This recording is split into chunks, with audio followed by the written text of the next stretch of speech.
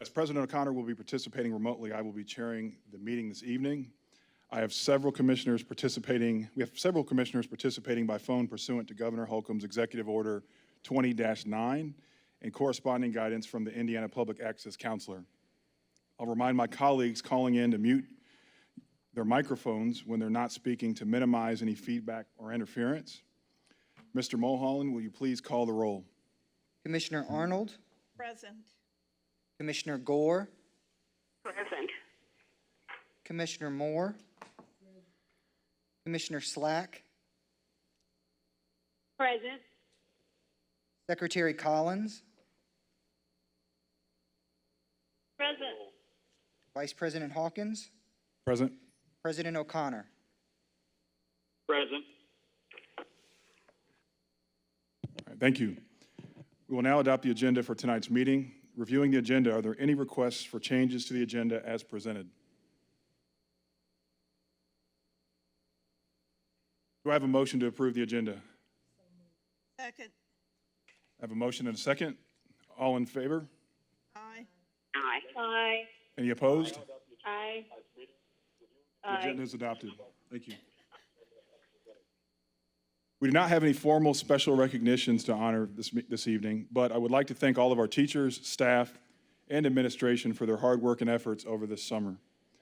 Preparing for the start of school each year takes a lot of planning and effort, and the uncertainty and the changing circumstances have certainly made this more difficult. I'm sure I speak for all my colleagues when I say thank you. I know that this has been a difficult summer with many shifts and adjustments, so I appreciate your hard work, your resilience, as we move forward together during these very uncertain times. So moving to section number 3, do any commissioners wish to offer any opening comments? I will start with commissioners on the phone by alphabetical order, so I'll start with Commissioner Collins. If you have any. Thank you. Okay, Commissioner Gore?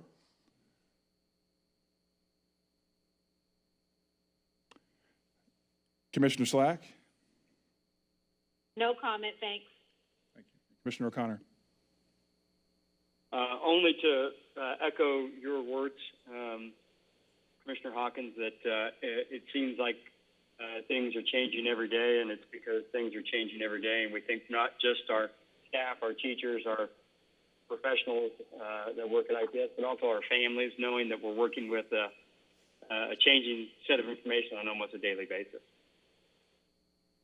Thank you. Any other commissioners with any desire for opening comments?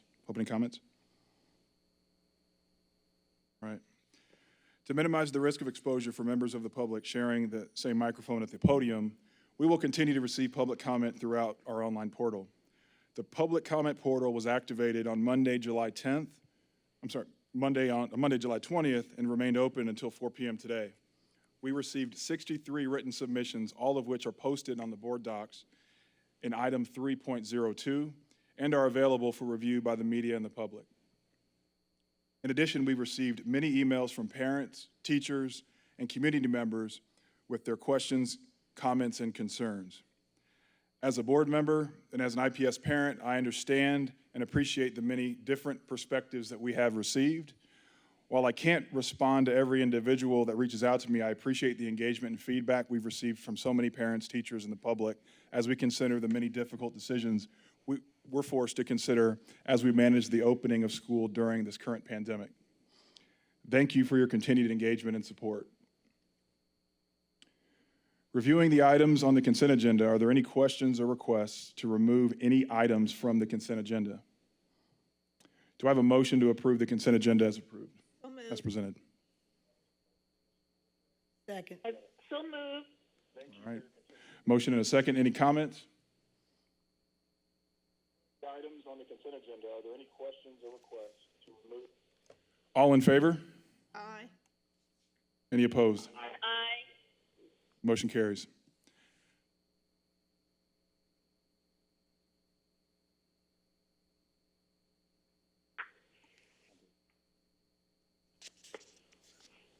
Since we have commissioners calling in, participating remotely, we're going to need to do a roll call vote for the action items. So I'll just go through alphabetical order. Commissioner Arnold? Yes. Commissioner Gore? Yes. Commissioner Collins, Yes. Commissioner Moore, Yes. Commissioner Slack, Yes. Vice President Hawkins, Yes. President O'Connor. Yes. Thank you, Mr. Mulholland. The motion carries. I will now turn the agenda over to Superintendent Johnson.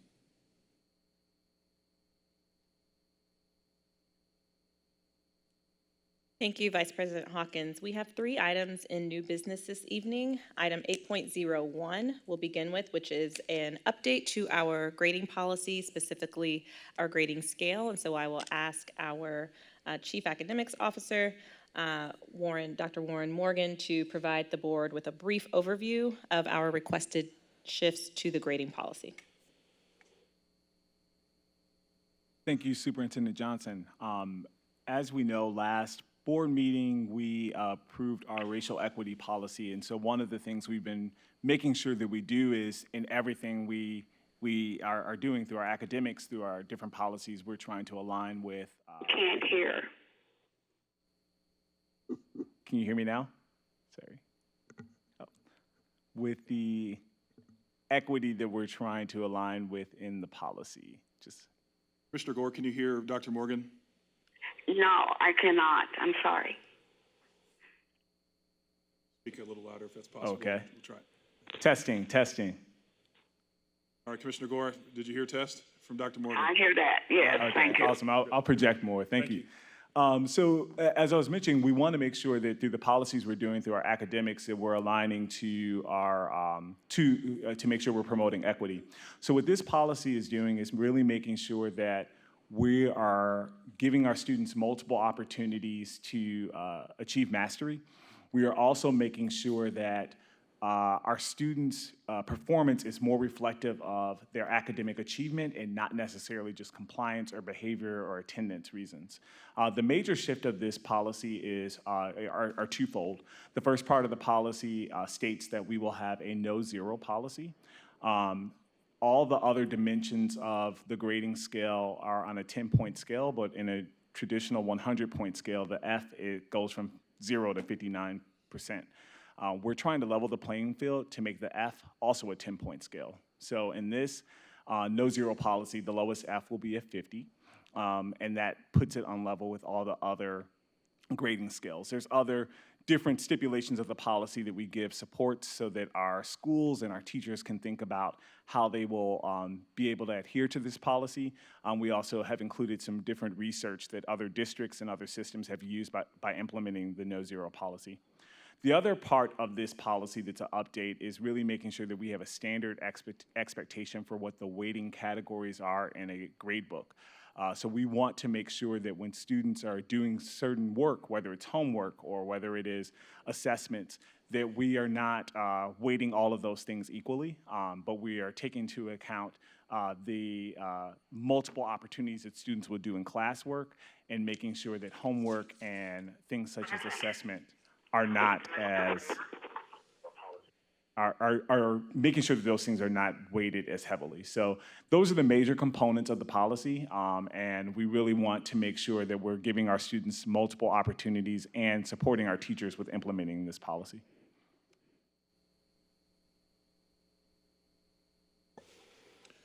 Okay, commissioners, we're going to start with questions, if there are questions, with those commissioners that are on the phone. For Dr. Morgan. So again, thank you, Dr. Morgan, for that presentation. We're going to start with Commissioner Collins for an opening question, if you have one. This is Susan Collins, and I have a concern and a comment, if I may. Please. Okay. Dr. Morgan, I appreciate a consistent and standardized grading scale being used across the district, and I appreciate your instituting that. I think that parents and students need to be educated in what it means to have a 50%, and that it is not a passing grade, that it is still an F. I also want to stress the importance that I feel in all teachers giving students at least 2 chances to make up missing work, because a 50% score, if a student has 100 and then is out ill and has 4 or 50% scores, then their progress is lowered down into the D, possibly even F range. So I just would like to express those 3 concerns that I have. And if you have already covered those, I apologize, because I was trying to watch everything on the video as well as listen on the phone, and it's not coordinated. So I'm turning off my video and just listening on the phone. Thank you, Dr. Morgan. Thank you, duly noted. Thank you, Commissioner Collins. Commissioner Gore, if you have a question, feel free.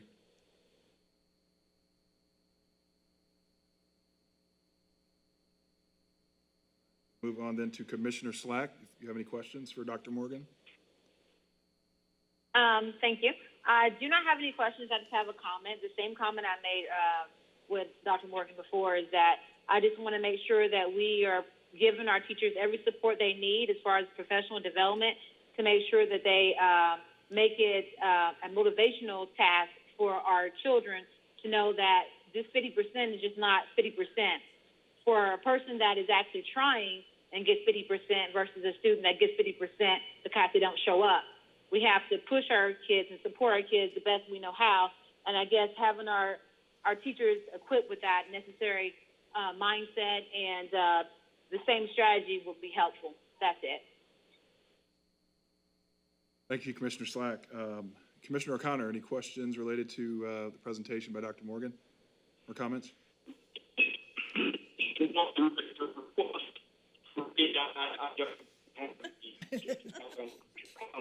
Commissioner O'Connor, we can't hear you very well. Very poorly. You're breaking up on us. Okay, go on. Okay. All right. Commissioner Moore. I didn't really hear you. Thank you for the presentation. I didn't really hear you answer Commissioner Collins' questions. That does not mean that because we go to the 0 policy that not able to make up their grade. Commissioner Moore, I think your microphone's Oh, I'm off. sorry. I'm sorry. No, I'm not talking in it. Oh, okay. Okay, I'm sorry. The students will still be able to make up their grade. Is that correct? Yes, they can. Okay. Yep. Okay.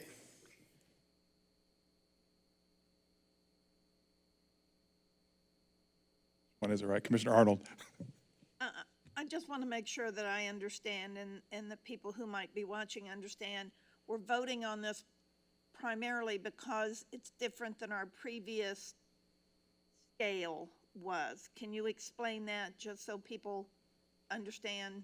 That's correct. So the current policy references a grading scale that goes from the 100 down to 0, and that is inside of the policy. And so what we are asking the board for is that we shift that scale so that it essentially goes from 100 to 50 now. Because it's policy, the board is asked to vote to change that grading policy. Correct. And we're also taking a vote to suspend the 30-day. Yes, we would ask permission that the 30-day rule be suspended so that this grading scale is in place for the start of the school year. Thank you. And one thing I'll also note that the policy does state some of our schools, such as our IBs, our Montessori schools, as well as some grades such as pre-kindergarten and kindergarten, they don't use traditional letter grades. And the policy does address that they can still use those standard. Commissioner Gore. All right. Thank you, Dr. Morgan. Commissioner Gore, please. Yes, I'm sorry. I was wanting to ask Dr. Morgan, and maybe he did explain it. I was kind of like Commissioner Collins. I was trying to live stream it, and it wasn't coordinating. Did he explain that this hopefully is going to make this equitable for all of our children as we go along? And with the 30 days on the table, we'll have a chance to look at it and make sure that it is something that will work for our children. But I'd like to thank him for his work. I think hopefully that will be something that will be equitable for our children. rather than seeing a zero. They will see 50%. I think that's going to be great. So Commissioner Gore, just to clarify, this policy, we would actually be asking the board to vote to waive the 30-day waiting period to begin implementation, knowing that school is right around the corner. So we do want to waive it now. That is the the 30 days. recommendation. Okay, I'm sorry, I didn't know. Okay, thank you. Evan, I have a question. This is Susan Collins. Yep.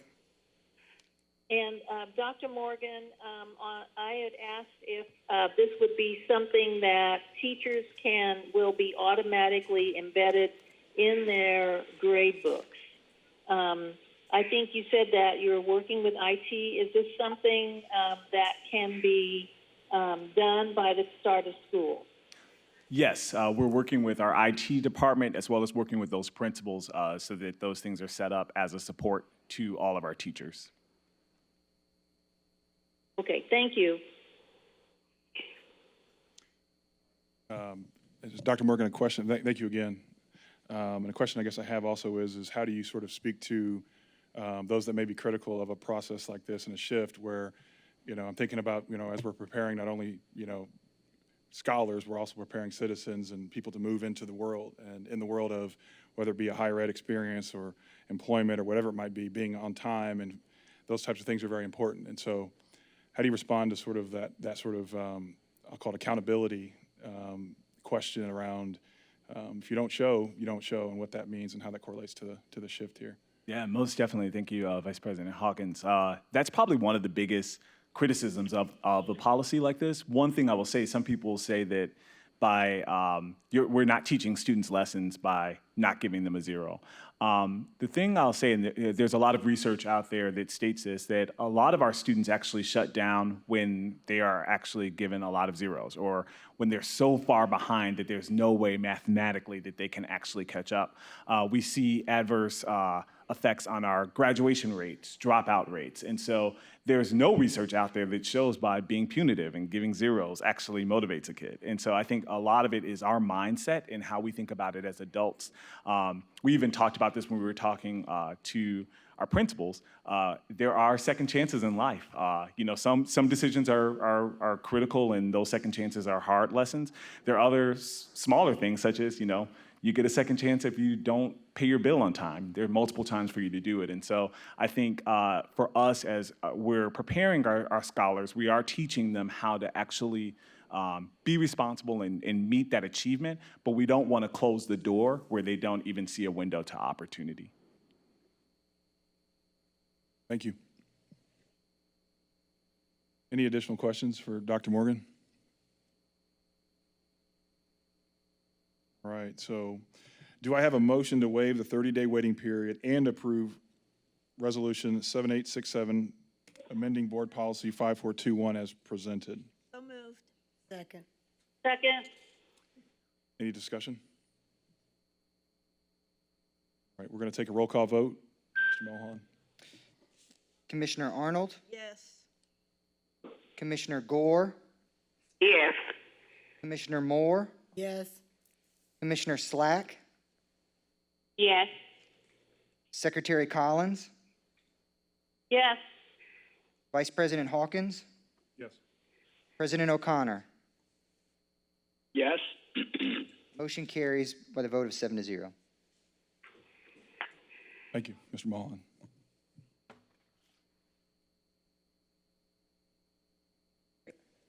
Excellent, thank you. Item 8.02 is an update on school opening. I believe there's a presentation that we should be able to see.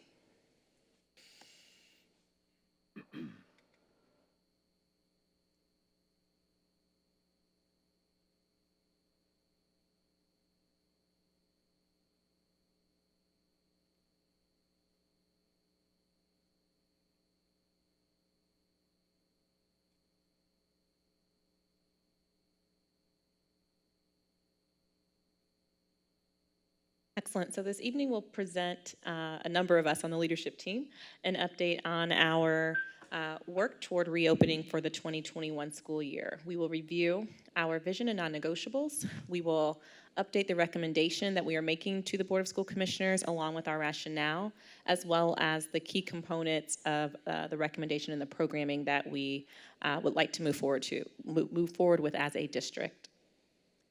So you've seen this slide a number of times before. It's been really important that we establish a vision that we are aligning our work to, given President O'Connor's points around how things have changed almost daily, that we stay anchored in the things that are really important that we hold at the center of our work.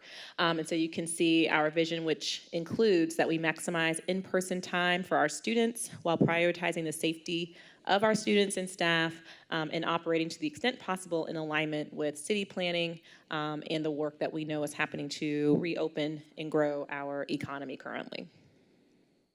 We have some non-negotiables alongside that vision from a safety standpoint, that when our schools are open, we have to prioritize social distancing and additional other COVID-specific safety protocols that must be in place in all of our facilities. We have academic non-negotiables, which include a full-time e-learning, remote learning option for all of our students, an option that must be quickly implementable. We understand and know that over the course of this year, we will need to be very flexible and nimble in terms of school settings, that we are able to provide extended time options for our students who most need that, as well as prioritize the social emotional learning of our children, which we know will also look different in our current context. And then finally, our financial non-negotiables that we must keep in mind is that everything that we are doing in response to COVID and making sure that we have the right protocols in place costs money. And while we need to be responsible and make sure we're making those decisions and expending the dollars necessary to keep our students and staff safe, we also need to be cognizant of the fact that we anticipate potential revenue declines, particularly at the state level, as the state continues to deal with losses across their budgets as well. So our recommendation that I'll talk about briefly, you all will recall on the 18th during our board retreat that you voted to delay the start of school by 2 weeks from August 3rd to August 17th. At that point, the governor had delayed and kept the state in stage 4.5 for an additional 2 weeks. Coincidentally, he has now extended that stage until the end of August. Marion County had an increasing percentage of positive cases, and we also thought we would have more time to just sort of see what was happening in our community and make sure that we were planning and communicating effectively with our staff and families and students. Since that time, we've come to the conclusion that we should implement a full-time remote learning model to start the school year for all students. We recommend that the year still begin on August 17th.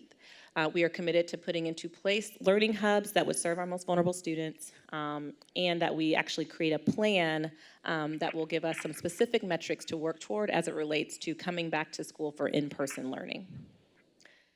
The rationale for this shift, the trends that we saw on the 18th continue to be concerning even now. We know that if we have high rates of community spread, our schools don't exist in bubbles or in isolation. That same level of spread that we see happening outside of our schools, we can rest assured that we'll see incidents happening inside of our schools.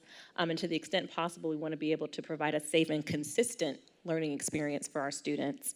As recently as last week, Indianapolis was identified nationally as one of 11 cities who were sort of on the brink of becoming or quickly becoming a hotspot where we needed to put into place more significant mitigation strategies to bring down the positivity rate of coronavirus in our city. Add to that the fact that we have not had, since July 18th, a day where we had below 100 new cases in Marion County.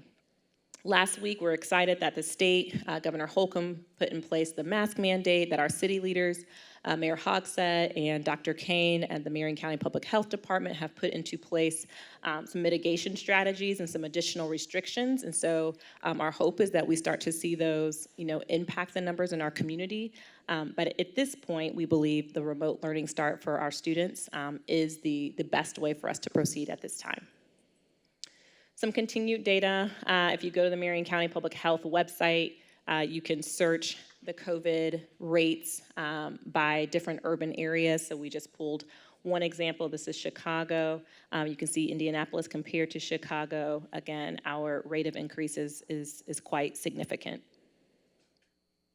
As recently as July 28th, there were 142 new cases across Marion County. Again, this information pulled directly from the Marion County Public Health Department website. So in terms of our calendar, which we will ask you to take action on this evening, in order to make up the 2-week delay that we will have implemented, we are recommending that fall break becomes a school week that happens remotely or virtually, so students doing their learning via their technology, as well as the first week of spring break. With those things, then we can get back those days and make them instructional days for students. We did have our union leadership survey membership and teachers to get a sense of which way they wanted to adjust the calendar, and this had the support of a number of folks in their membership as well. In terms of reporting implications, teachers will not report the week of August 3rd. Other staff will be reporting that week and also supporting device deployment as needed. There will be optional PD available virtually for teachers. The week of August 10th would be when all staff are reporting for both district-led and school-based professional development that will be happening. I will turn it over. I believe Andrew is going to start us off to talk more about the details of our full-time remote learning model. Thank you, Superintendent Johnson. And so, yeah, we're going to dive into some key components of the full-time remote learning model. But just to bring us back to the goals that we've articulated, we've had a team that has been working on this really since we went into shutdown in the spring.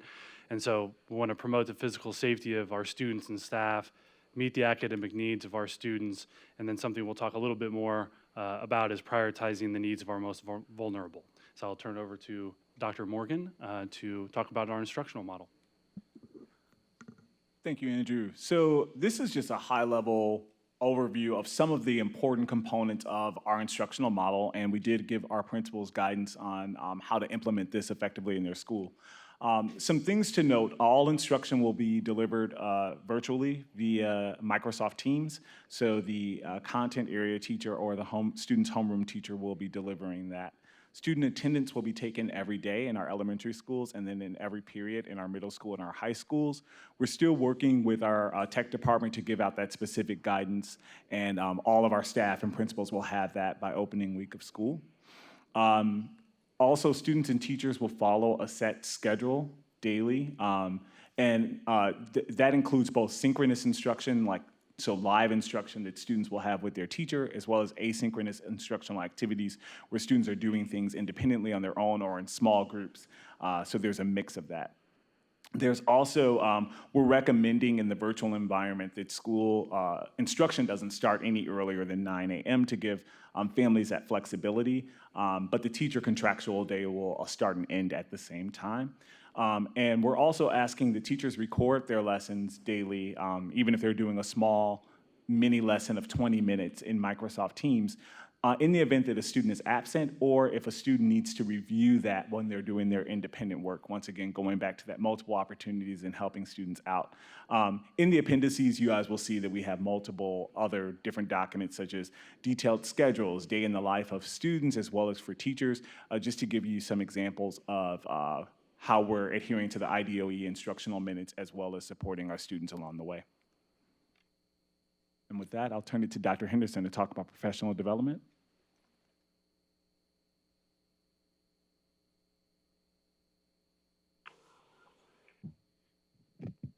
Can you hear me? Is that loud enough? No? Closer? Better? Okay. Thank you, Dr. Morgan. Our professional development plan beginning the week of August 10th when the teachers report is to provide half-day sessions in the afternoon with content that is optional and required, and given the flexibility for principals and their school leadership teams to design the morning that best fits the context of those particular schools. She can't hear? Up, louder? Okay, use my teacher voice. Some of the content that will be delivered is around our vision for quality teaching and learning in the virtual context. We know from feedback from staff and parents and students that we wanted to increase the rigor in some of the instruction for the fall, and so all of our teachers will get sessions on our vision for that. We will also be providing professional development based on teacher capacity on some of our digital platforms and our learning management system.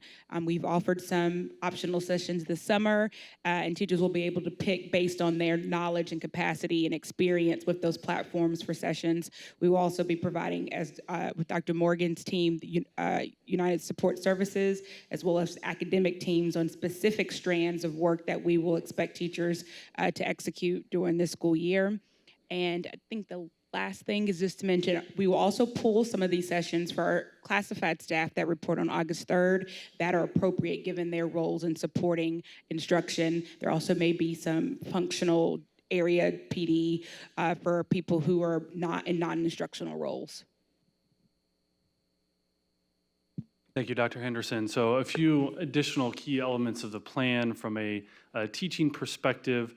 Our teachers will have a choice of where to conduct the virtual instruction that Dr. Morgan just explained. So that's either at home or in their school, with expectations clearly outlined and criteria for conditions necessary to teach from home. So I want to make sure that we are offering that flexibility to our teaching staff.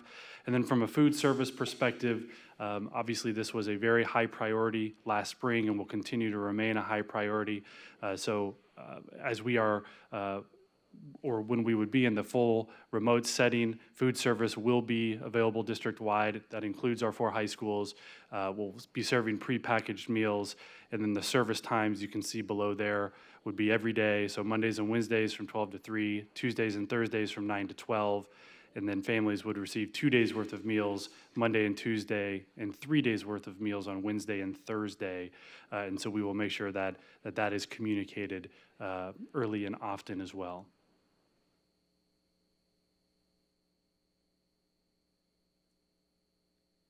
We also wanted to talk about the support strategy. We fully recognize and acknowledge that being in a full-time remote learning environment causes, for some of our families, a burden in thinking about how they will make sure their children are cared for in a supervised and structured environment. And so to the extent possible, we are working to provide and coordinate what we're calling a student support strategy that's currently under development. And there are 3 parts of that support strategy that we are planning right now. The first, which is really anchoring our work in our most vulnerable students. And so we are planning to stand up or launch IPS learning hubs in specific school facilities in the district that will service our students who qualify for McKinney-Vento services. And those are students who are homeless or housing insecure, so that we can ensure that they have priority in having a space to be to still engage in their remote learning.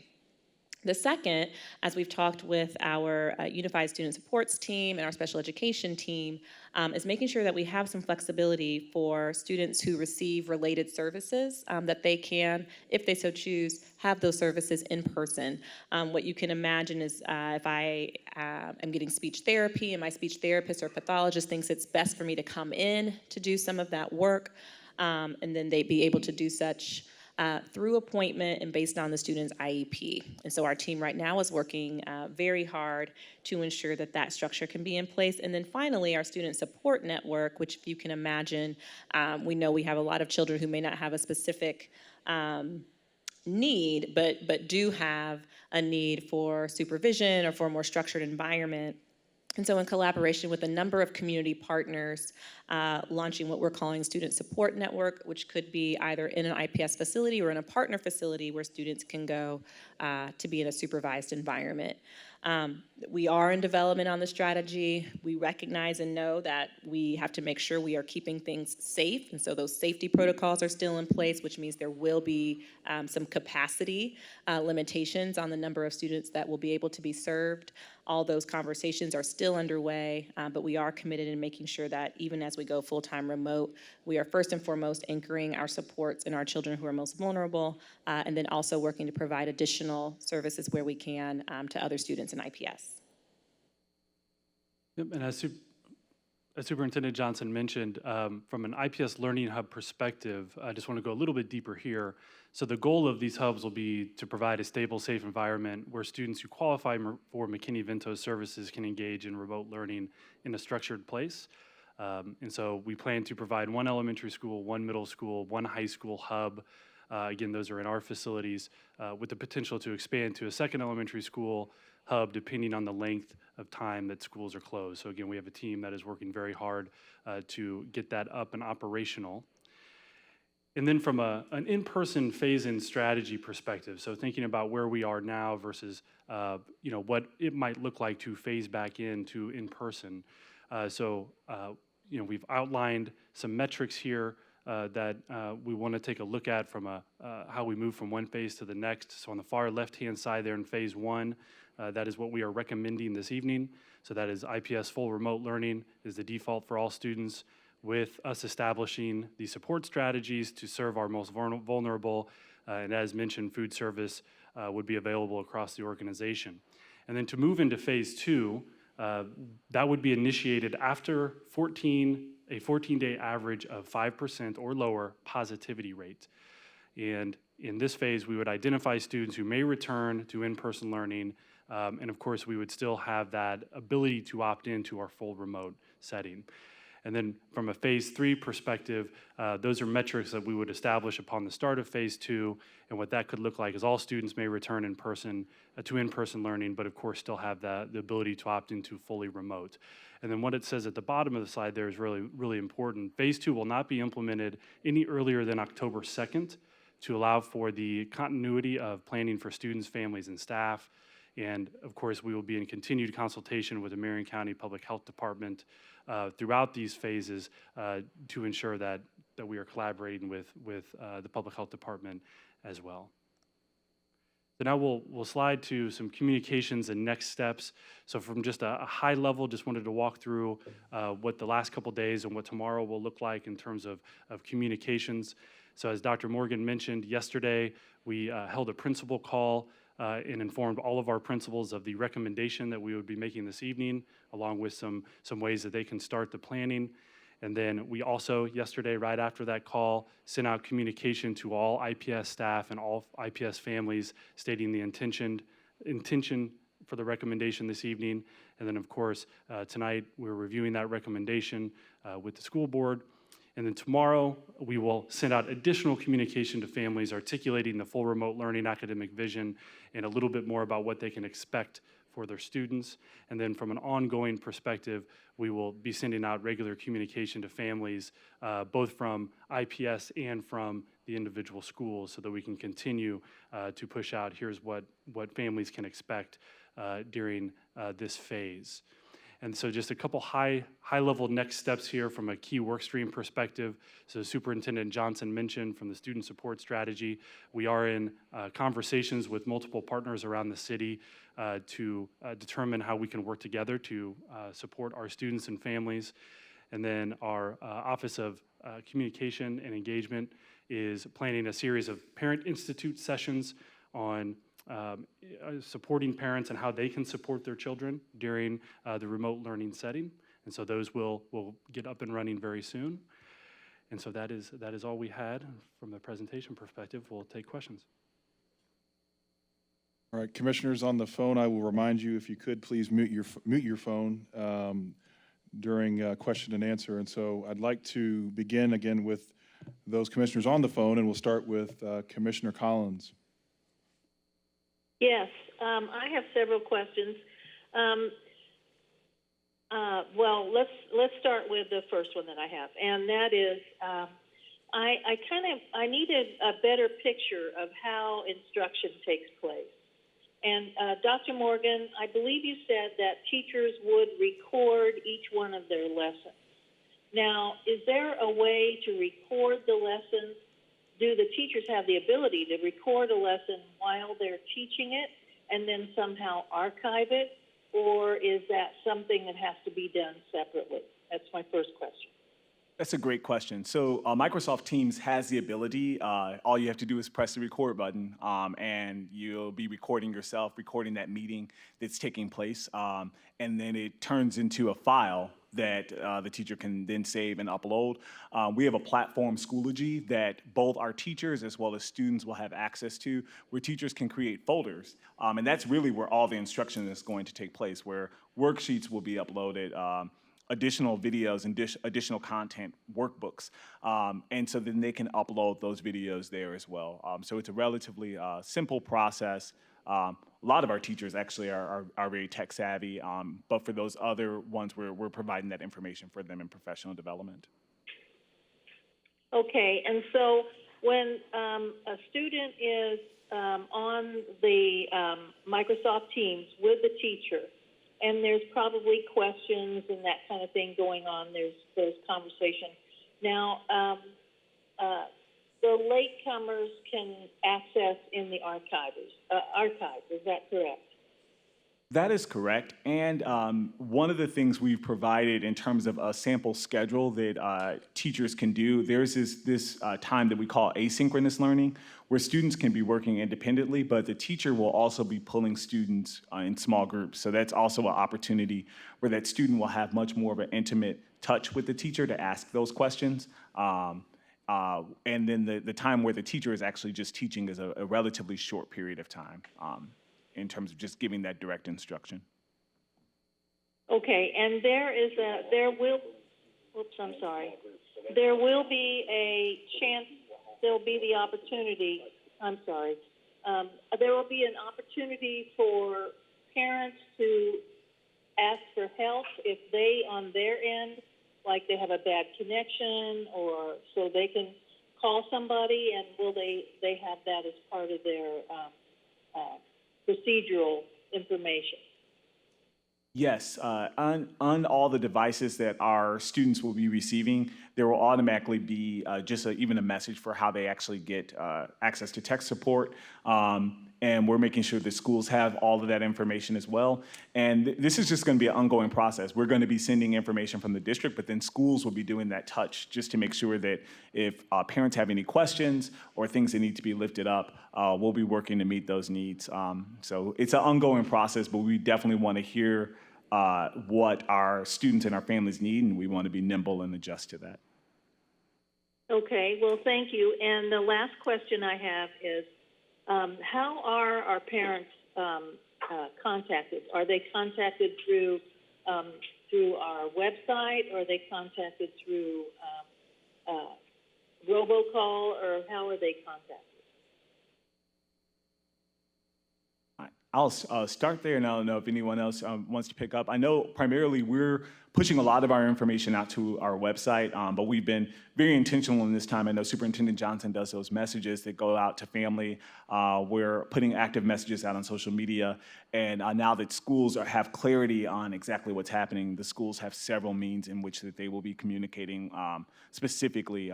We've even put a sample message in the guidance for teachers when they're actually introducing themselves to their families and their classrooms of ways that they can be in touch with them. So we're working through that, and like I said, it's an ongoing process. Well, thank you very much. All right, thank you, Commissioner Collins. Commissioner Gore, if you have any questions. Thanks. I just had one question, and it was about the hubs. Could you explain just a little bit more about the physical spaces of the hubs? Are they going to be the schools, or are they going to be where teachers go to the homes? I'm sorry, I just don't quite understand. That's okay, Commissioner Gore. The IPS learning hubs will be located inside of IPS school facilities. They'll be inside the IPS? Okay. And we will have our teachers stationed there for them. Correct. There'll be some staff supporting the learning hub specifically. We also expect, because we're giving teachers the option to come into their classroom and do the remote learning instruction from their classroom or from home, that we'll also have students. I kicked myself off. We'll also have teachers who are in their classroom providing their remote learning to their students from their classroom. Okay, thank you.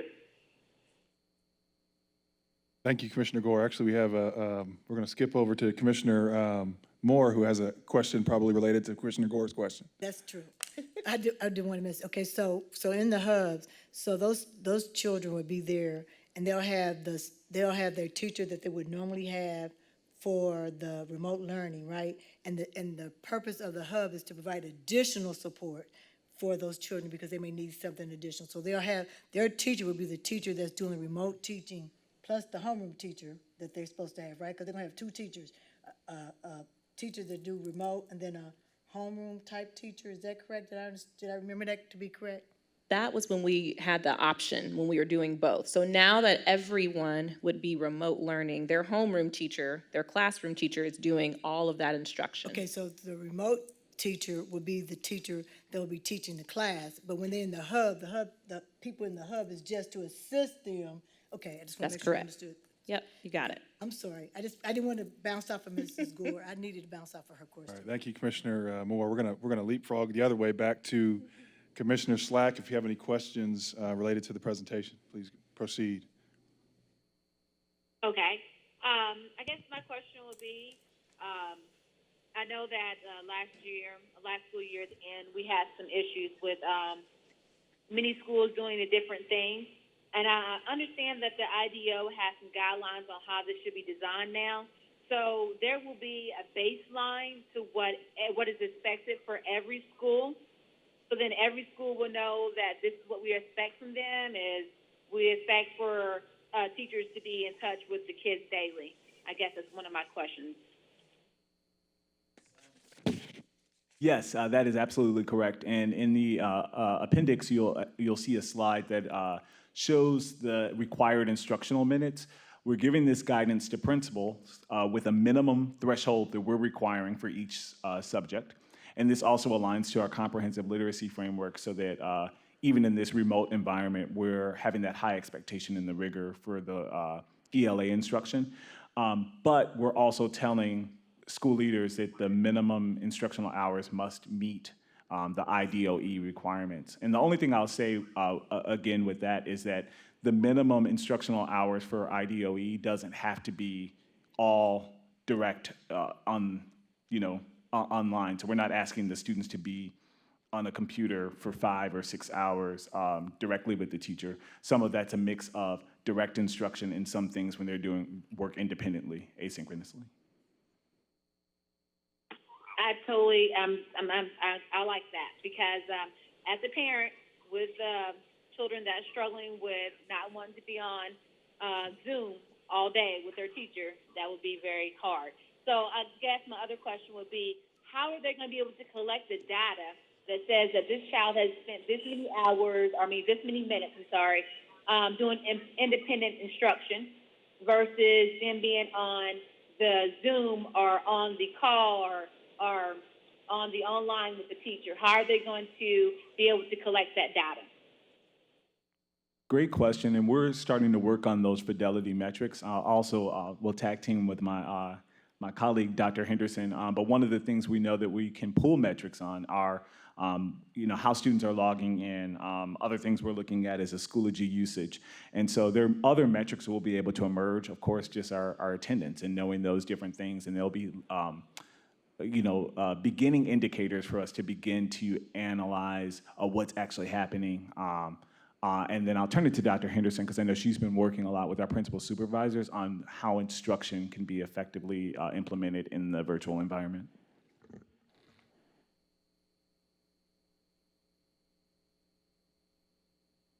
Dr. Morgan, so he mentioned the usage, Schoology usage, which is our learning management system. And so we are able, and we were able to do this last spring as well, to be able to capture data about how often students are logging in, and in some cases at the high school level for how the duration of the time that they were logged into the platform to complete different tasks. So that is a metric that we could monitor for this fall. He mentioned the instructional practices in the virtual context. So we know that there are some research-based, evidence-based best practices that can happen in both virtual classroom spaces as well as in a face-to-face. And so the principal supervisors have been working with the principals to make sure that they are sharing and cascading that information, offering exemplar videos, as well as the expectation that those best practices still take place even in the virtual context. And so with that, coupled with the metrics that we can get from our LMS, we should have a picture of how our students are engaging in quality teaching and learning. The only thing I'd add to that is, that's what we can see at the systems level or at the school level. Obviously, our teachers will be engaging with their students daily, and when students are submitting assignments, when they're engaging in those small group meetings or classroom discussions, all of those are points that teachers can be assessing and monitoring the progress of students. So, what we're talking about are those structures that allow us at that systems and school level to see what's happening comprehensively, but then obviously our teachers will be doing that individual student monitoring as well. Okay, thank you. I appreciate that, Superintendent Johnson. So I guess when you say that, I have a question for the central district then, where all this data is going to be sent to you guys. I guess we can see what positive things we did good last year, which we got 1-to-1 ratio for our devices. I'm so proud of that. But with knowing what things we could do better, how are we pushing that bar to say, this is what we're going to do better, and we know we're going to tackle this, and we're going to do this how? I'll start there, and then Dr. Henderson, you might have some insight as well. I think, Commissioner Slack, it's really about what you asked at the beginning around what are those guidelines and those guardrails that we're giving schools so that, everyone knows this is at least the minimum threshold of instruction that has to happen. I think in many cases we weren't able to do the synchronous or the live and real-time instruction with teachers because of that technology gap last year. And so having the technology will allow teachers to build those relationships, to have real-time engagement with students. The day should feel much more like a structured day versus, with the paper packets, it was kind of like, here's the packet, and then, you're kind of on your own to figure out what system was going to work for you in your home, with some opportunities for check-in, but not daily opportunities necessarily. And so I think, to your point, it's us establishing those guidelines and guardrails. It's having the technology that will enable live engagement and connection between students and teacher and students, to me, are the two big pivots we'll be able to make now in the fall. Dr. Henderson, would you add anything? Yes, I think you mentioned the synchronous learning. So that was not a requirement or an expectation in the spring, and feedback from staff and students and parents was that they missed that connection. So requiring a minimum of that in the fall is a major difference. One of the things that we heard from families is they got a lot of calls from all of the different staff members trying to make sure that there was connection. And so a lot of the principals are coordinating pods or lists of students that you're responsible for the check-in. So to try to make sure we still have those touch points, but we're not over calling a family. Another one is the SEL connection. And so a couple of the middle schools in the spring learned that the kids really wanted to check in with their teachers over, more social ideas. And so lots of the schools, and even I think in the schedules in the appendix with Dr. Morgan, this idea of virtual lunch that students can do. And so some of the schools are thinking about assigning some staff to be able to monitor that as well. So those are three big learnings from the spring in terms of how people experienced it. And we focus grouped our middle and high school students. We sent, parent surveys. We also did teachers and principals. And so trying to learn from that to make this, if we got to this place, a better experience for everybody.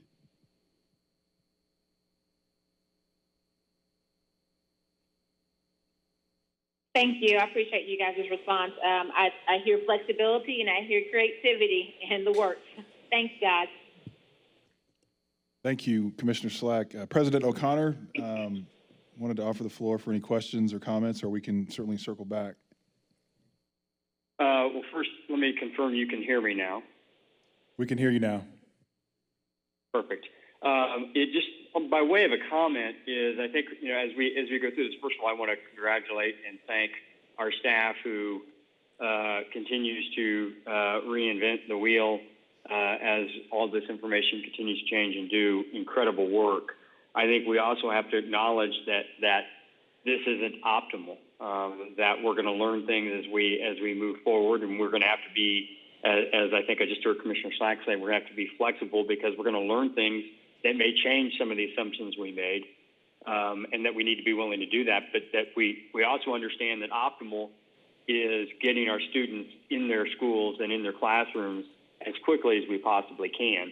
And I also applaud the data guidance that we're using to do that.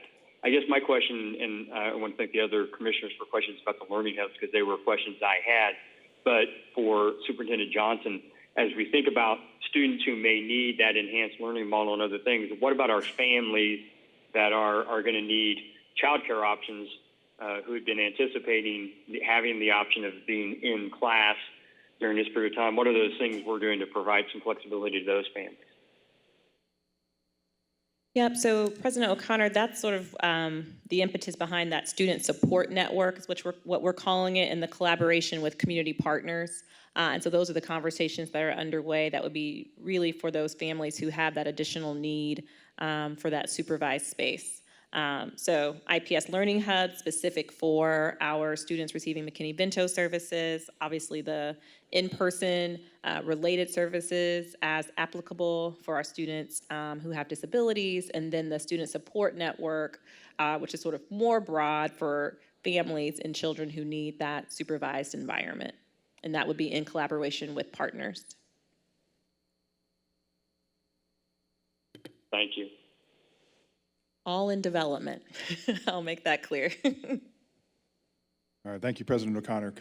Commissioner Arnold. Yes, I have 3 questions, and then I have comments that I'm going to save until after the motion is made and seconded. On the virtual time that's taking up the vacation, or the replacing the fall break and the spring break, will the virtual learning those weeks be exactly like the other virtual learning? I'm trying to think. I know some families already have plans for fall break and they're going to be somewhere, maybe. And I'm trying to think of how that will work for them, and will they be able to accommodate their vacation but also make sure their children are getting the virtual learning that they need to get? Yeah, we'll still need to hit those 5-hour, 6-hour instructional, hours of learning set by the IDOE during that time for those days to actually count as instructional days. To be quite honest, we haven't got quite that far yet. I can imagine a situation where perhaps there's more asynchronous, sort of disproportionately those weeks versus synchronous, but we do have to still meet those requirements in terms of the number of hours that our students are engaged in learning. But could they possibly do it in the evening instead of during the day? I know that there were things that I'm just thinking. Yeah, I think as we get closer to that, we can sort of figure out how, we can make that work. My primary goal is to make sure that we're meeting the state requirements so that those days are counting as instructional days. We know it's not perfect. We know there's going to be some inconveniences for folks who may have had things planned, but ultimately felt like it was the right way to both capture instructional days during the course of the school year versus kind of adding in June when people are already, kind of checked out and ready to wrap up. My second question is on slide 21, where it talks about the phases. What's the difference? Which kids go back in phase 2 and which kids go back in phase 3? I'm not sure I understand the difference, because it says there's still remote learning available in phase 3. Does everybody who wants to go back? I'm just confused about the difference in those two. Sure. So in phase 2, what we're saying is there would likely be a subset of students coming back. In other words, we wouldn't say everybody pre-K-12, let's all go back. That would be phase 3, would be everybody's back at this point in time. And I say all of this at this point in time because we need to make sure we're flexible, we're responsive to the data, all of those things. We're talking with the health department. So phase 2 would be identifying, which group of students. Is it elementary? Is it hybrid? Everybody's going, but we're doing a 50-50. But it wouldn't be sort of everybody every day all at the same time. So phase 3 is what our original plan was, that you can have your choice of being in class or, okay. That's exactly right. You got it. I wasn't sure I understood the difference in phase 2. Yep, you got it. My last question is, I know a lot of parents felt very overwhelmed in the spring. It was new. They were ill prepared. We were struggling. And I'm hearing some frustration now on exactly what parents are going to be expected to do to support their children. Can you give us what expectations there are for parents? Because I know we talked about them being a key element, and what supports are there so that they're not feeling overwhelmed and not feeling like they have to work a full-time job and then be a full-time tutor as well. So can you talk a little bit more about that? Sure, and I'll pass it actually to Dr. Morgan to take the first crack at that. Yeah, thank you for the question. It's a good one. So one of the things we're doing is really making sure that we're communicating to parents the schedule. So I think it's going to be very important if a big takeaway that I would advise parents is as soon as they get their student schedule, which will be coming from their school, understanding that schedule, understanding those times that the student actually has to be on live with their instructor, and understanding those times that the student will have the break. I think when getting that schedule, it can really help a parent think about, okay, how can I build my day around this?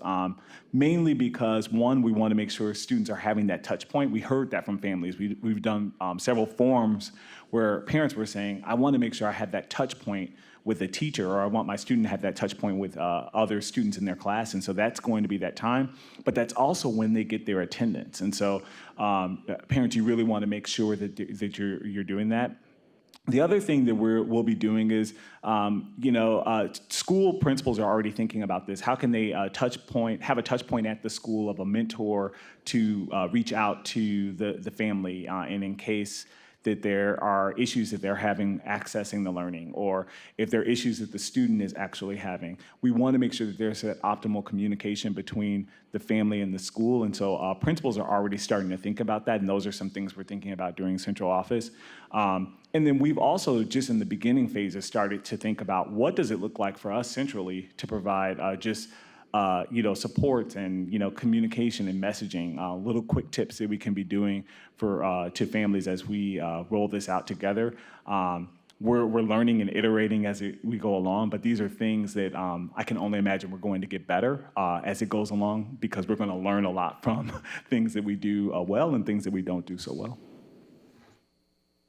So I hear the term like virtual home visits, where there will be opportunities for teachers to engage just as they might go to a in-person home visit. They will be able to do that virtually and make sure that the needs of the family are being met and that issues are being resolved. Most definitely, and it's required in a lot of cases for our ELL populations and also for our special needs students. Thank you. Commissioner Moore? So on the virtual, thank you. On the virtual meetings, will they start, the virtual home meeting, will they start when school first starts so the parents can get a great understanding and idea of what's going to be expected of them and who their teacher is and that kind of stuff? So when school first starts back up, will we have virtual home meetings with our parents in the beginning so that they can have a better understanding who their teachers are and what is expected of them? So they will have that in the beginning, is that correct? Yeah, we're giving guidance out to principals in terms of what that communication looks like and what's happening in schools. So I know principals are actually coming up with those plans and thinking about what that opening, what does that opening communication look like? What are those opening meetings? And so I know schools are definitely thinking about that. And Commissioner Moore, you can imagine, under normal circumstances where there's back to school nights, open houses, even before we were recommending this shift, we had advised principals that those things would need to happen in the virtual space anyway. And so that's been what they've been planning toward, is how do you do, an online back to school night, open houses, meet your teacher. So those things are underway. And the other thing is that I really do appreciate the fact that we're going to be able, that we'll be able to record the lesson so that when a child is having a problem or concern, so that the family so the family will have that instrument available to them also. So I think that was one of the things that I was thinking about.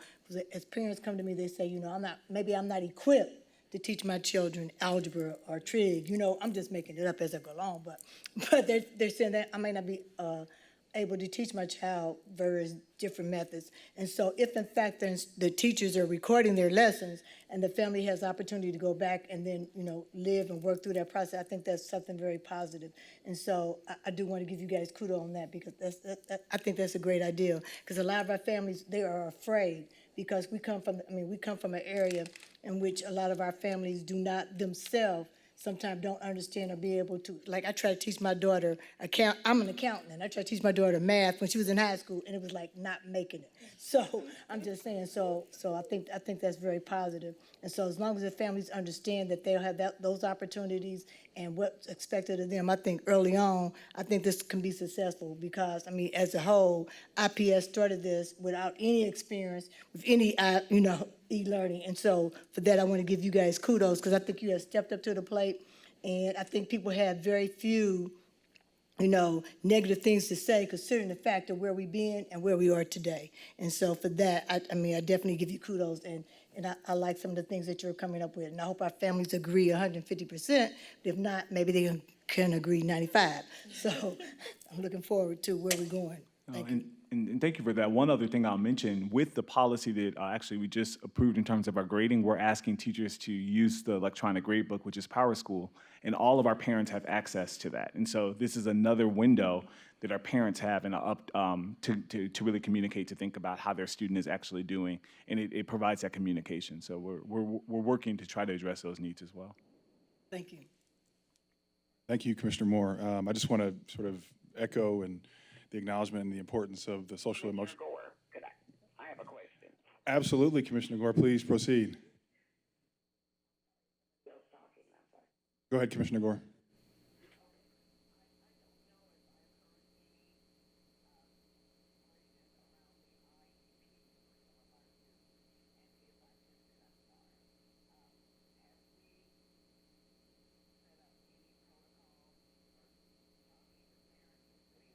IEPs virtually for them.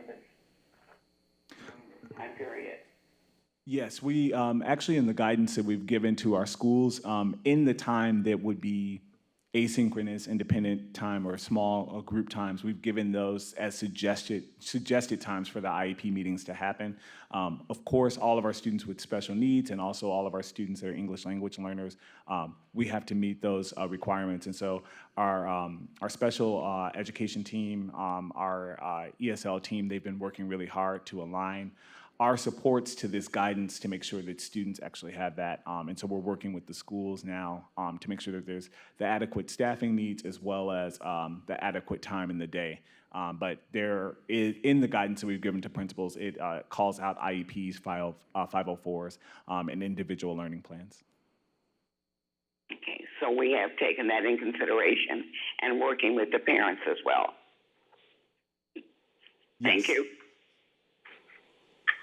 I'm sorry, Commissioner Slack. Commissioner Slack, go ahead, please. Thank you, Evan. I had a question, and that brought me up to a question from the IEP standpoint. I know we were having some discussion around how do we assess our children, because since we're not going to be able to get back in school, we're not going to be able to get in the classroom to assess them, how does that look for us now in trying to get an assessment to see where our children are before we even start the learning process? A couple of thoughts to that. So one, we're making sure that all of our teachers are doing just regular formative assessments in the virtual environment. Those come in the form of checks for understanding, just assessing where students are. The curricula that we have as a district also has embedded in assessments that teachers will be able to utilize to figure out exactly where students are and understand that learning loss. We don't want our teachers assuming the learning loss that happens. We want the learning loss to be informed by data. And so we want to make sure teachers are following the pacing guides and as needed based on the data, adjusting instruction and giving those interventions. The other thing I'll say is we've been really in close contact with the IDOE to figure out what assessment, like formal assessments, what are the requirements? And so those conversations are emerging.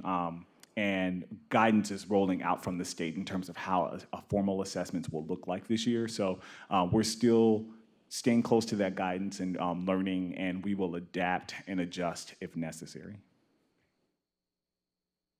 Thank you. I just have to throw that out there because I know that the IDO is putting guidance on there as far as our grading guidelines. So I just wanted to know. Thank you.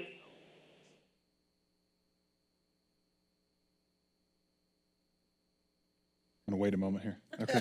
All right. Again, so I just want to, definitely lift up the discussion earlier about just the home visit opportunity. I think in general, just tying that to the fact that, this has been an incredible shift from March 12th to today. And so, again, to think that day one of class, open up your book to page 14 and let's go, we're not in that world. And so it's encouraging to hear that being very intentional around the human relationship, engagement, meeting teachers, meeting students, meeting families, that work happening prior to is very encouraging. So I appreciate that. I have a couple questions. One is about the IT piece. And so I guess what I'm curious to understand how technology will be distributed and what parents can expect. I'm a parent, so I'm interested to understand what that might look like.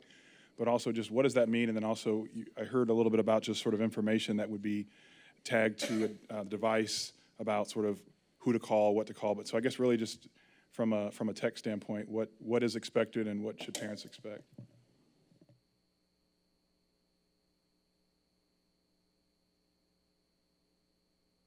Tag team response, so I'll take the start. So within our principal reopening guidance, we've given to schools, we've also given schools device deployment guidance. And so they have identified at least 2 members of their school communities as school-based asset inventory. They are in training this week where they are learning how to use our asset management system, how to, once they receive the devices, get them logged in. And then there's a timeline from once they receive and get them logged in so we can properly track when they can begin device distribution. So I know for a number of the high schools, they are planning to do that, as well as textbook distribution and having families come at certain times. So different schools will manage that deployment, based on their physical location and how they're mapping out. Another thing that potentially will happen next week with classified staff who report back, they may be assisting the school-based teams in making sure that they have the location and how they're going to distribute those, either by last name, by grade level, things of that nature.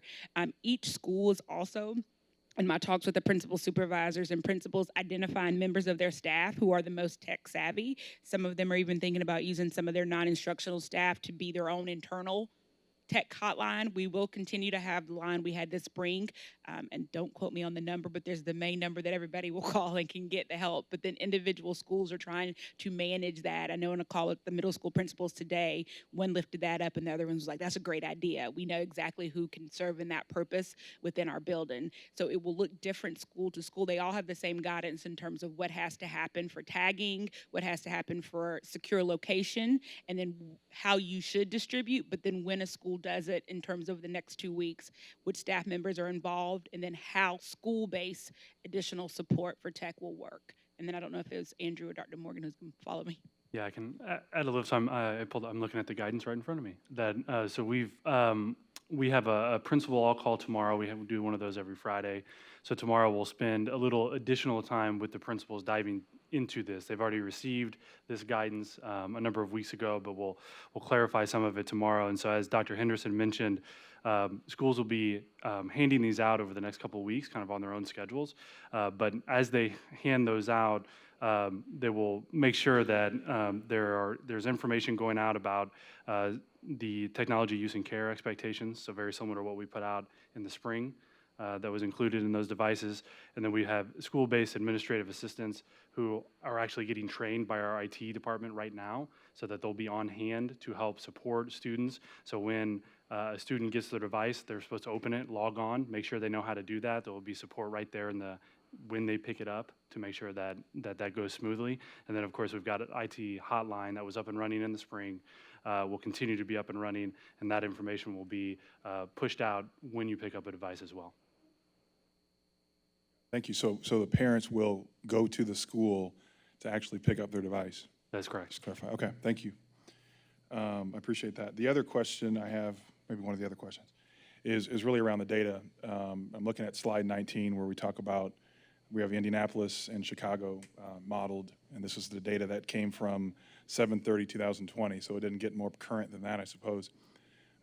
Earlier today, there was a conversation, and there were some different data points that were reflected around I'll call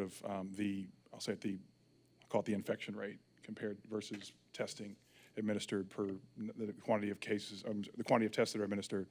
And so I guess I'm just looking for some clarification, because I'm seeing a few different data points kind of moving around, and so just kind of looking for some clarification around what this means compared to what I learned this morning. Sure, and we've had this conversation as well. So we are pulling from what data is publicly available. So the data that you see is, on the website of the Marion County Public Health Department. Obviously, Dr. Kane and her team, I imagine, have either, different or more expansive data sources in terms of those rates that she presented. As we've had conversations with the health department, that has come up regarding making sure that either the full public or at least, superintendents and district leaders have access to their data points, so we can make sure that we're sort of talking from the same book in terms of that data.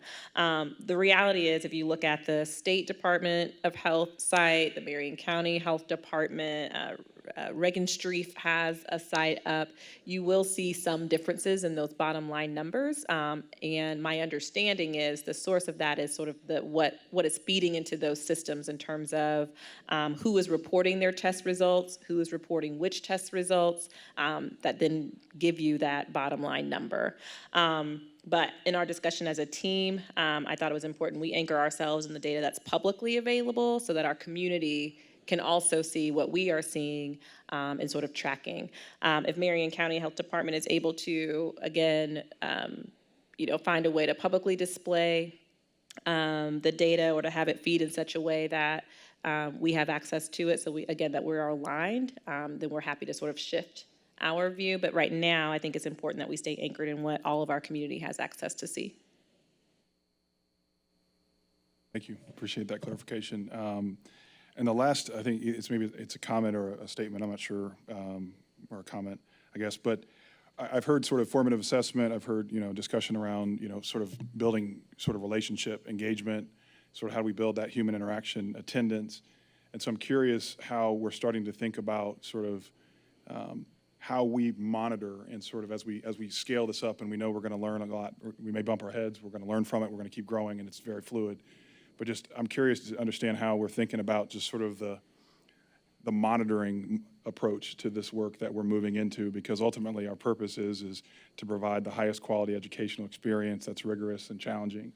And so how are we thinking about building that out at this point? I'll start, and then Dr. Morgan or Dr. Henderson. I think for me, my top line priority as the year starts will be that student attendance engagement. So, criteria one, before we can do anything else, kiddos have to be logging on and getting engaged on the platform. So for me, that will be point one in those first few weeks, so that we're tracking that very closely. And then if there are children who are not engaging, making sure we are then activating, our social workers, our FACE liaisons, teachers, whomever, to make sure we understand what's going on and why that engagement isn't happening. And then I think from there, at a systems level, again, it's like, where are our students academically, and where do we see that there are gaps? And not that we're just going back to fill the gaps. We know we can't go back. We have to accelerate and move forward, but we need to have some pretty strong data sets to know that. So as we're thinking about, our interim assessments, for instance, NWEA MAP is what we've used previously. They're doing a lot of work around how that can be implemented in a remote learning environment. I was on a call with superintendents across the country today, a number of whom are leveraging that tool. And so I think that would be my second line would be, okay, where are we academically as a system, and where do we need to continue to push ourselves during this time? Dr. Morgan or Dr. Henderson? That was spot on. The only thing I would add to that is that our performance and continuous improvement department is always looking at data on our schools in a normal school year. And then also we've just started having those conversations about what are we going to learn this year, where we can connect the through line from what's happened in previous years to what we're doing now. And so we're now just starting to think about what are those broader picture metrics that we're going to look at to really measure performance. So I think going off of everything Superintendent Johnson mentioned, those are going to be things that tell us information, but in terms of what we're thinking about ourselves as a district and our performance, some of those things will be given to us as the year goes along in terms of expectations from the state, and there are other things we're going to learn about ourselves in terms of what we can up the ante on and really hold ourselves accountable to. Thank you. If we don't have any other commissioner questions, Going to ask if we have a motion to approve the recommended 2020-21 school opening plan as presented and authorization for the superintendent to implement the plan subject to any necessary modifications as may be necessitated by the health and safety of students and staff. So moved. Second. Second. All right, I have a motion and a second. Any discussion? Commissioner Arnold.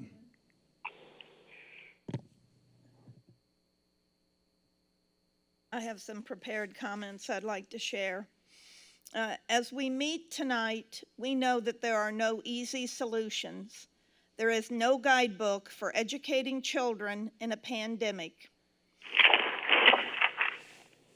We have looked at research, plans from other districts, and heard from numerous constituent groups.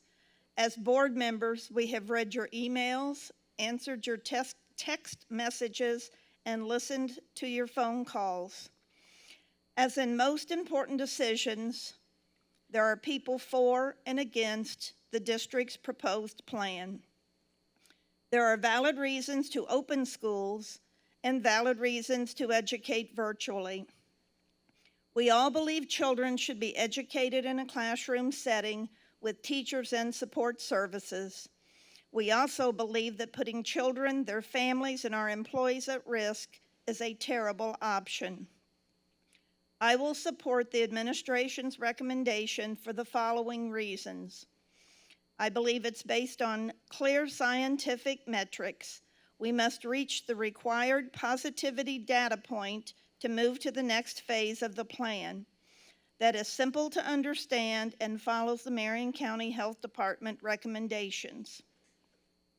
The proposed plan has a much more rigorous and robust focus than the efforts from last spring. The planning process has been intensive and thorough. We know that a device and access to the internet will not make instruction easy for many of our students. The emphasis on schedules, grading, and genuine teacher-student engagement will help keep students focused and make academic progress. The plan also promotes more parent engagement and support. Virtual home visits and ongoing communication will help students, parents, and teachers work in concert to support instruction.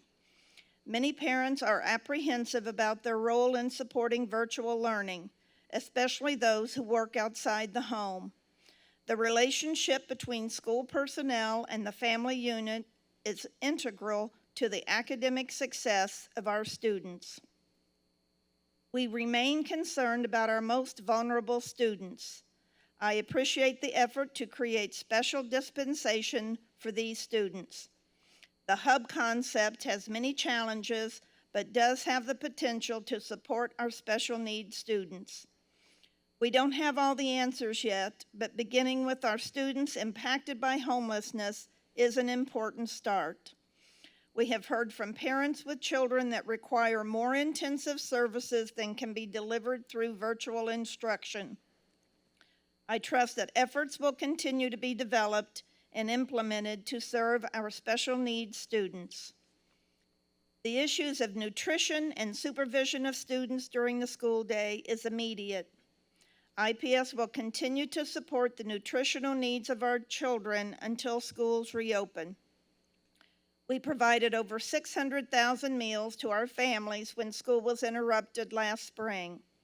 I have every confidence that our tremendous food service department will ensure that meals are prepared and accessible to our IPS families. There is no simple fix for children who will be left at home if parents must work. Our working parents depend on their earned income to support their families. They often have no other options. The partnership with youth-serving organizations is important, although many of them are also struggling with how to operate during a pandemic. Any organization that can help should become part of this vital network. It is our most vulnerable students who need this in-person care and academic support. This component is the most challenging aspect of the proposed plan, and I'm hopeful more work can occur prior to the August start date. Finally, I want to express my sincere appreciation and respect to all the individuals and groups who have worked so hard on these ever-changing issues since March. Our superintendent has led with wisdom and compassion. Her team has spent countless hours working on numerous options and contingencies.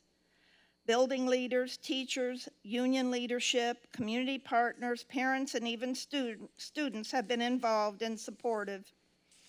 It's my hope that we can open our schools in October, but if that does not happen, I'm confident that Team IPS will continue to provide the best educational experience possible for all of our students, support the needs of our families, and ensure the health of our dedicated employees. Thank you, Commissioner Arnold. For our commissioners on the phone, any comments or questions? Comment, Commissioner Gore. Go ahead, Commissioner Gore. Okay, thank you very much.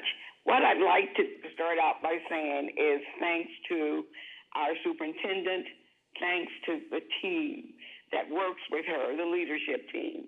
I know that along with us, they have focused on the health and safety of students and staff as a top priority, and that I can appreciate.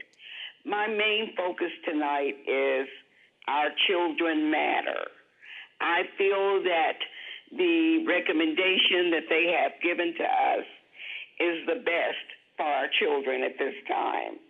I have heard pros and cons, and I know that at no time, hopefully as we work toward trying to make things better for our children, that everyone may not agree, but as a board member, I too, along with the superintendent and staff, hope that we're always taking in consideration the health and safety of our students and staff. As you can see, we're very fluid. We're adjusting as things happen in the city. Parents, I hear you and understand that always we don't agree, but our numbers of COVID at this time, in this unprecedented time, are still not stable. My thoughts are always, what about the children? These are not easy decisions to make, but our children's lives matter. Thank you. Thank you, Commissioner Gore. Any other commissioners on the line if you'd like to make a comment? Hello, this is Commissioner Slack. And I have some comments I would like to go ahead and make. I'm prepared tonight. As many schools across the U.S. are struggling with the decision that we are deciding on tonight, what is the right decision for our children as they return to school while in the midst of fighting a epidemic? As a school district, we have to weigh in the risk of exposure to our teachers, our students, and bus drivers, practicing social distancing while keeping masks on elementary kiddos. While against, if we don't reopen classrooms, the physical isolation and emotional harm of keeping kiddos at home all day for another 2 months. We have received many concerns from parents, teachers, staff, bus drivers, and many have different perspectives on how our district should reopen. But as a school board commissioner and a parent of this district, this has been a very difficult task. Since it's our intention to get every kid back to school in a safe learning environment, our district plans to rely on the data in order to mitigate and manage the risk of exposure to our community, and in that I can support. However, my attention will not waver from the kiddos that are most vulnerable. The population of students that do have to experience domestic violence, mental health, IEPs, and that are grade levels behind. Many may not have the support at home, but I believe we can get back on track and we can do this together to get back in the classroom. But it will take time, and community working together with social responsibility and following the guidelines to decrease the spread of this social. I want to thank the administration for the work they've done and having to make this difficult decision tonight. Thank you, and that's why I'll be voting yes. Thank you, Commissioner Slack. Commissioner Collins or President O'Connor? Start with. I have no comment at the time. I think that we're doing the best for the district with considering all data, and I appreciate the words of the commissioners who have spoken, and I concur. Thank you. As with Commissioner Collins, I'm not sure I could add anything better than what my colleagues have said, so I will concur all. Thank you, President O'Connor, and thank you, Commissioner Collins. All right. So though this is a fluid and data-driven approach, which is ever-changing, I have to also acknowledge that this moment is also sombering and humbling, both as a parent like Commissioner Slack, but also as a board member. And I've heard this similar response from so many parents who already carry a burden. So I just wanted to acknowledge that. Commissioner Arnold recently described the dilemma that school systems like IPS are grappling with as complex, and yes, they are, and especially in these times. I want to commend the administration's efforts to stand up a plan that would place the choice of an in-person or remote learning option in the hands of parents and guardians to make a decision. However, that model became unsustainable as the county health data began to shift in the wrong direction. Defying the data trends and potentially compromising the health and safety of our students and teachers, and especially the most vulnerable communities that we serve who have been disproportionately impacted by COVID-19, is a non-negotiable. As President O'Connor stated earlier, we want our community to know that our goal has and always will be to return to in-person learning. This commitment is unwavering, and we also know that remote learning will never replace in-person learning. Nevertheless, the administration and many school leaders have been working diligently to provide all students with the highest quality remote learning experience.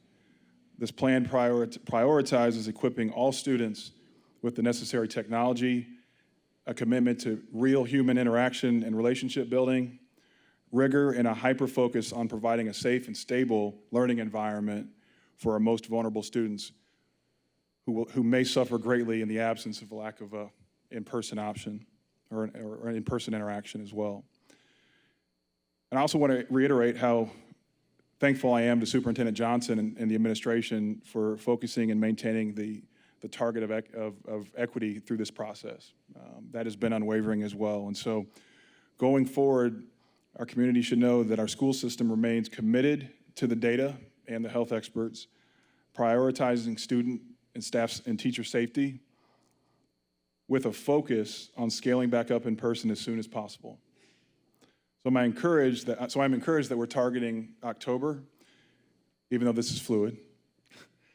But in the meantime, my hope is that we will all continue to work together to wrestle this virus to the ground. And with this being said, I will certainly be voting in favor and in support of the superintendent's recommendation. Vice President Hawkins? Yes, President O'Connor. Sorry, I had a minute to think of one. As we think about, you were mentioning the data and the health concerns, I also want to recognize we live in a community, and all of our community partners have a role in this. And I'm going to paraphrase something that somebody very high up in the Indianapolis Colts organization said. But for those folks who are urging us to get our kids back in schools, wear your darn masks. That's the one thing we can all do to speed up the process of getting our students in our schools. And if there's a message that we are relaying, I think unified as the school system, it is wear your darn mask. Thank you. Amen. Thank you, President O'Connor. So we have a motion and a second, and we've had our discussion. So all in favor? Aye. Let me back up. Commissioner Gore, my apologies. We're going to do roll call, then we're going to get to the close. Okay. My apologies. Commissioner Arnold? Yes. Commissioner Gore? Yes. Commissioner Moore? Commissioner Slack? Yes. Secretary Collins? Yes. Vice President Hawkins? Yes. President O'Connor. Yes. Motion carries by a vote of 7-0. All right, thank you, Mr. Mulholland. Zach, I'm sorry, do we need to do the calendar as well? Okay.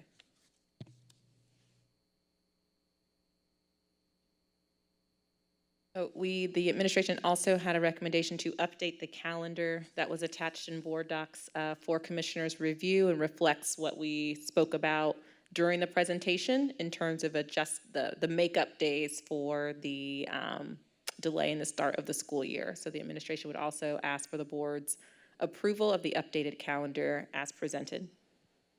So do I have a motion to approve the updated 2020-21 academic calendar as presented? So moved. So moved. Second. We have a motion and a second? Second? Yeah, I second. Okay, I'm sorry. All right, Commissioner Arnold, Yes. Commissioner Gore, Yes. Commissioner Moore, Commissioner Slack, Yes. Secretary Collins, Yes. Vice President Hawkins, Yes. President O'Connor. Yes. Motion carries by a vote of 7-0. Thank you, Mr. Mulholland.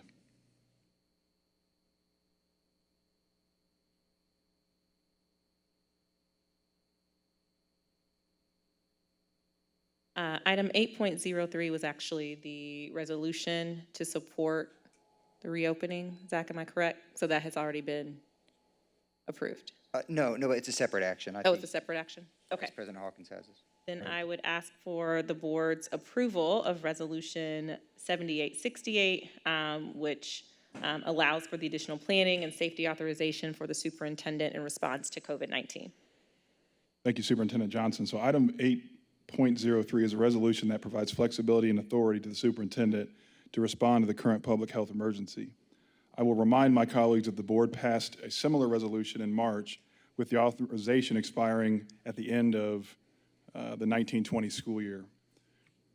Specifically, the current resolution authorizes the following. The superintendent or designee is hereby authorized to take any and all action deemed necessary or desirable and that is otherwise permitted by law to ensure that the safety and the well-being of our school community for the duration of the 2021 school year or until the public health emergency has ended, whichever concludes first, without further action by this governing body. Any such action shall be reported to the board at such time as may be reasonable and appropriate for review and approval.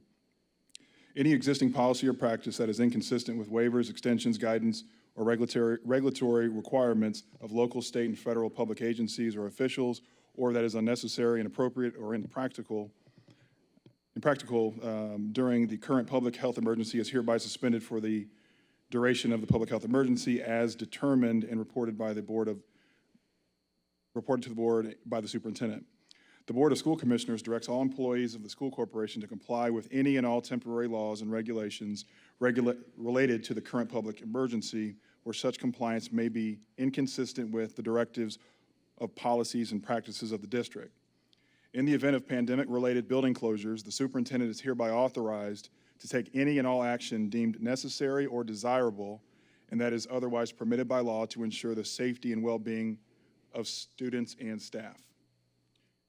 Do I have a motion to approve Resolution 7868 as presented? So moved. So moved. Second? I have a motion and a second. Any discussion?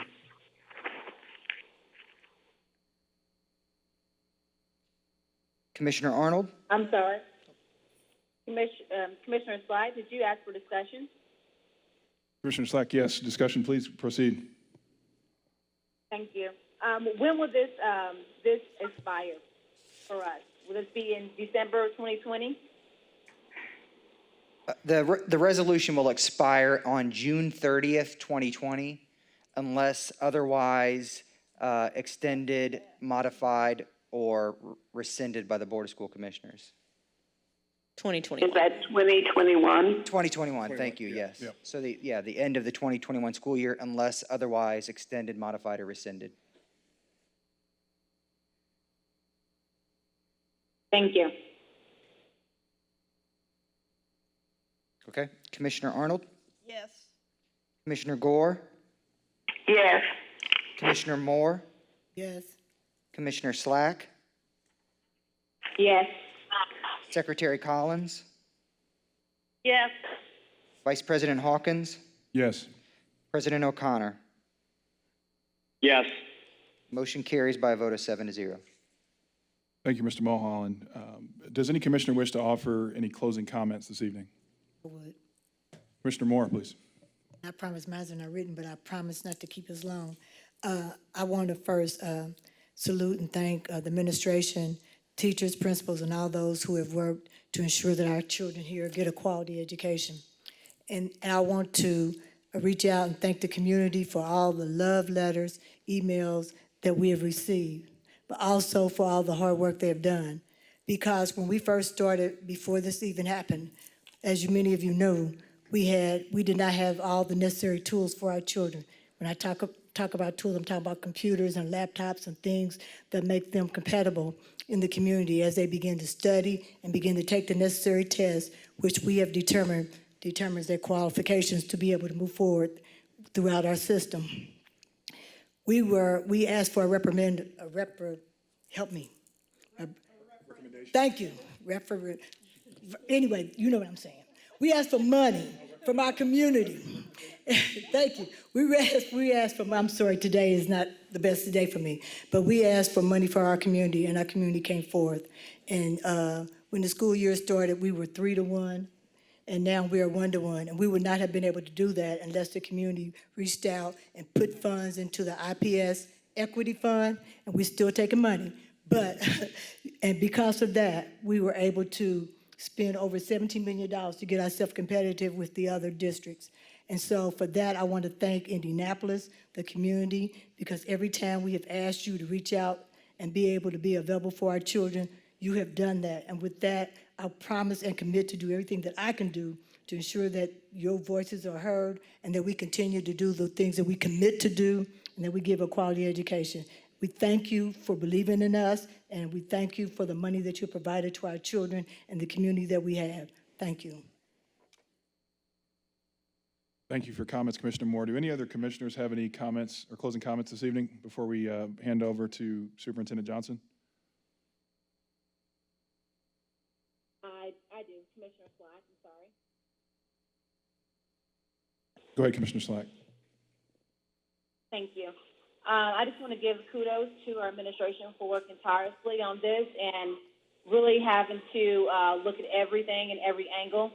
As we're having moving targets and this is not over, let's just continue to be flexible as a community and continue to work together. Again, I just want to echo the sentiments of being very, very flexible and then also just working together. That's it.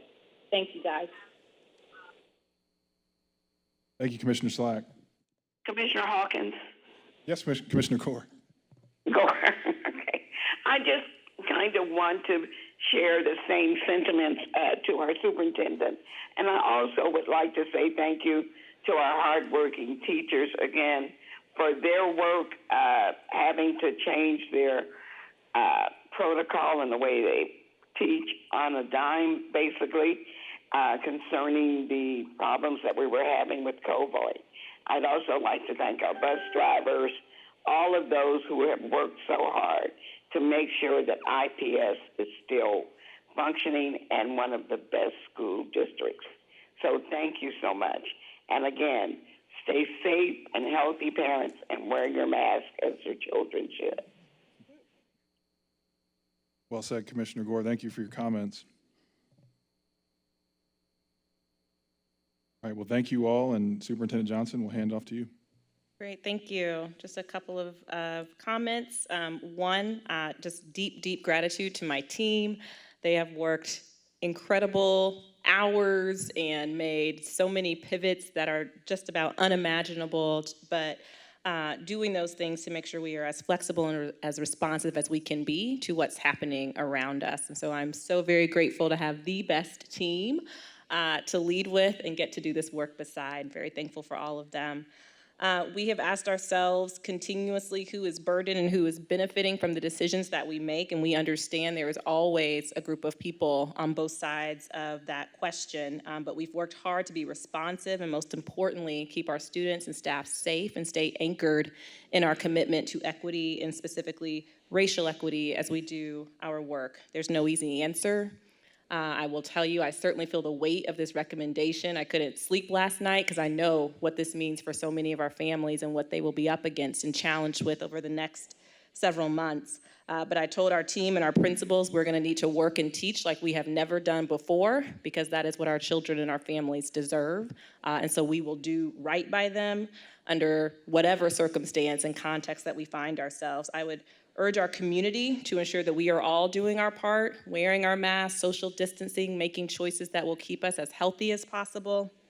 And I also just want to name that there are issues beyond the school building and the school community that can support our families. Things like continued eviction protections, things like continued rental assistance, things like continued unemployment benefits that don't just benefit the grown-ups, but benefit the kids.